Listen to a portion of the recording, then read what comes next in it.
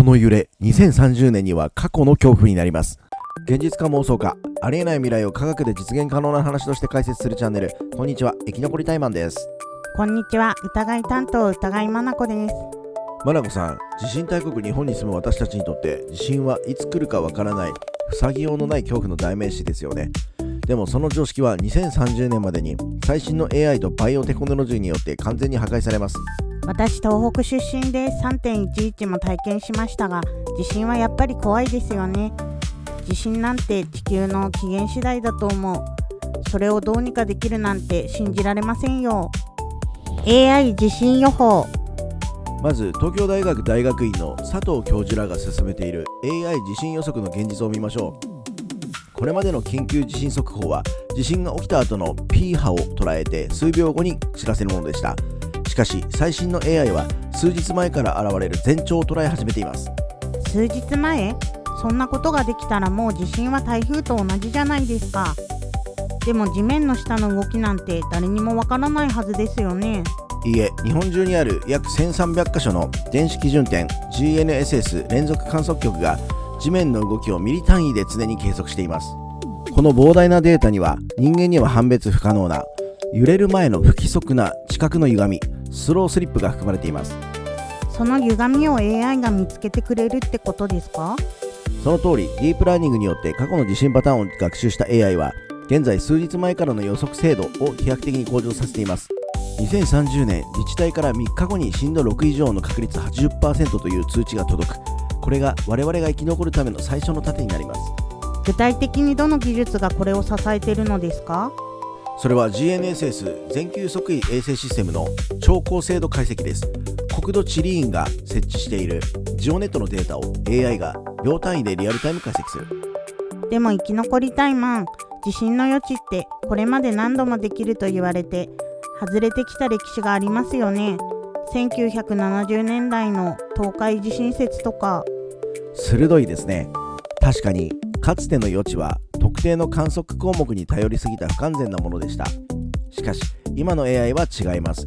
ディープラーニングは地殻変動、電離層の乱れ、地下水の水位変化、さらにはラドン濃度の変動まで数万件の相関関係を同時に計算します。例えば Google の子会社であるディープマインドが気象予測で驚異的な成果を上げたように、地震予測でも変数の多さを AI が力技でねじ伏せる時代が来ているんです。力技？つまり人間には見えない地震の予兆というパズルを AI が勝手に解いちゃうってこと？そうです。2011年の東日本大震災の直前、実は電離層に異常な電子密度の変化があったことが後年の研究で判明しています。当時は見過ごされていましたが、今の AI ならその数時間、数日前に異常ありとアラートを出せたはずなんです。もし数日前に分かれば家具を固定したり安全な場所に避難したりできることは山ほどありますね。さらに2035年頃には個人のスマホが地震検知器になります。 Google が Android 端末に搭載している加速度センサーを利用して世界最大の地震観測網を構築しているのは知ってますか？私たちのスマホが揺れを検知してみんなに教えるってことですか？その通り、数億台のデバイスが同時にわずかな振動を捉えた瞬間、光の速さでクラウド上の AI が震源を特定し、数ミリ秒で周囲の住人に通知を飛ばすんです。生きた建材バジリスク。ただ予報で逃げられたとしても家が崩壊したり津波にさらわれたりしたら帰る場所がなくなります。ローンだけが残る。予測できても家が守れなきゃ絶望は変わりませんよ。だからこそ相沢高圧コンクリートが日本で展開しているバジリスクという現実が必要なんです。まなこさん、このコンクリートは自ら傷を治すんです。家が自分で治る？ちょっと現実離れしすぎて困っちゃいます。困らないでください。これはオランダのデルフト工科大学のエリック・ジョンカーズ教授が発明した紛れもないバイオテクノロジーです。コンクリートの中に特殊なバクテリアとその餌となる乳酸カルシウムをカプセルに入れて混ぜ込みます。それってバクテリアが家の中に住んでるんですか？そうです。このバクテリアは酸素がないコンクリートの中では200年以上眠り続けます。しかし地震でひびが入り、そこから水と酸素が供給されると、もしかして目覚める？正解です。目覚めたバクテリアが餌を食べて代謝し、石灰石、炭酸カルシウムを排出します。ここれがひび割れを物理的に埋め、最大 0.8 ミリの隙間を完全に塞ぎます。ひびが埋まれば酸素が遮断され、バクテリアは再び眠りにつく。この繰り返しです。うんちで、そこは考えないでおきます。でもこのバクテリアは人間の体に害はないのですか？マナコさん、安心してください。バクテリアのスクリーニング試験でも人体への悪影響がないことを検証しています。バチルス属の特殊なアルカリ耐性菌で、同じバチルス属には納豆を作る古草菌もあり、食品由来の安全な菌として馴染みがあります。ありがとうございます。安心しておきます。凄さは鉄筋を守ることにあります。コンクリートの最大の弱点は、ひびから水が入って中の鉄筋が錆びること。でもこのバクテリアがいれば錆びる前にひびが塞がる。つまり建物の寿命が爆発的に伸びるってこと？その通り。相沢高圧コンクリートの代表、相沢義弘氏は、この技術を日本中に広めるために福島県浪江町に最新の製造拠点を設けています。被災地から不滅のインフラを発信しているんです。素晴らしいですね。でもバクテリアって熱に弱いじゃないですか。コンクリートを練るときって熱が出ますよね。いい質問です。使用されるバシルスシュードファーマスという種は強アルカリ性で高温のコンクリート環境でも耐えられる超エリートです。さらにこれを低分解性のプラスチックカプセルに入れることで施工時の衝撃からも守っている。熱にも強く戦闘力高めですね。2040年にはビルやマンションの法定点検の概念が変わります。点検して補修するのではなく、建物が勝手に健康診断を行い自分で治療を終えている状態です。それって修繕費用がゼロになるってことですか？ゼロではないですが、従来の補修工事に比べてコストを10分の1以下に抑えられます。さらに竹中工務店や鹿島建設といったゼネコン大手も独自の自己修復技術を開発中です。そうですね。例えば炭酸カルシウムを生成するだけでなく、マイクロカプセルに封入した接着剤をひび割れ時に放出するタイプや、形状記憶合金を混ぜ込んで熱を加えるだけでひびを閉じる技術も2045年には実用化されます。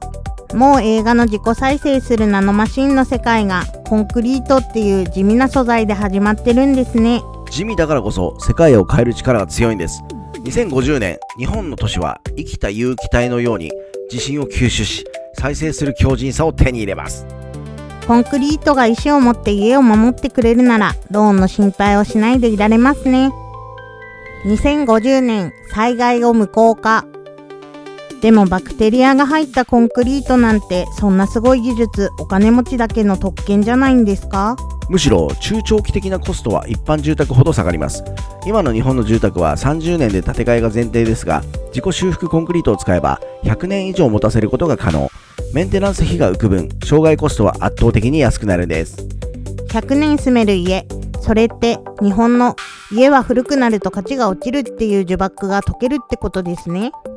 その通り。2050年にはさらに進化します。AI 予測と連動して揺れを物理的に遮断するエアー断震、つまり家を空気の力で数ミリ浮かせて揺れを受け流す技術と自己修復素材が標準装備される。想像してください。地震予報が来た瞬間、家の底から強力なコンプレッサーが作動し、建物全体が地面から数センチ浮上する。揺れが収まった後、建物は元の位置に着地し、微細な傷はバクテリアが数日で修復する。浮くんですか？理屈はわかるけど、空気で重い家が浮くのですか？もうそれ SF 映画の避難シェルターじゃないですか。実はこのエアー断震システム、すでに実用化されている技術なんです。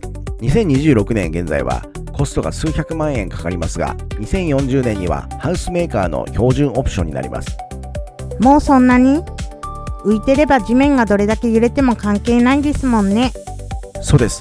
さらにスマートシティ構想が2050年に完成すると、街全体のインフラが連動します。地震を察知した瞬間、ガスや電気の供給ラインはナノ秒単位で遮断され、同時に災害用ロボットテスラボットのようなヒューマノイドが街中の倒壊リスクがある場所へ自動で向かいます。ロボットが助けに来てくれる。2050年の日本は世界で一番安全な国になってそうですね。間違いありません。